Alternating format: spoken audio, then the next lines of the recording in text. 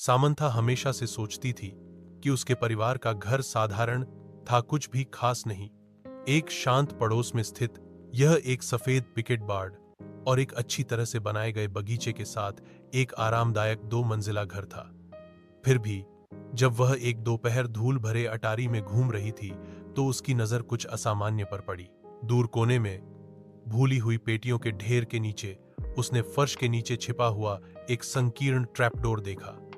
जिज्ञासा जागी, वह घुटनों के बल बैठी और उसे खोला।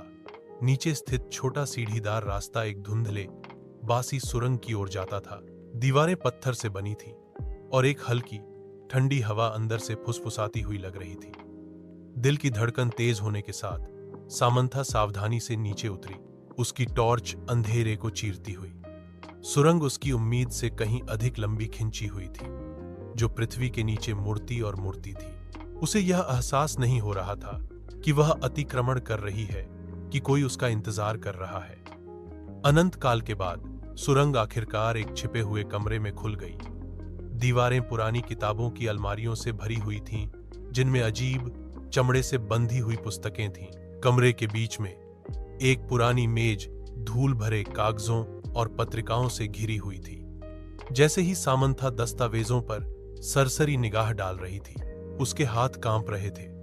अभिलेखों में निषिद्ध अनुष्ठानों और गुप्त समाजों की बात की गई थी, जिसमें उसके परिवार का नाम बार बार उल्लेख किया गया था।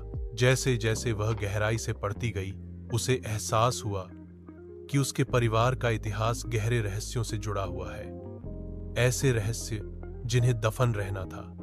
उसने कुछ ऐसा उजागर किया था जिसे किसी को नहीं जानना चाहिए था, कुछ ऐसा जो पीढ़ियों से छिपा हुआ था। खोज का भार उस पर जम गया। उसने अपने पीछे से सबसे हल्की आवाज सुनी, एक फुसफुसाहट, धीमी और ठंडी। वह अकेली नहीं थी।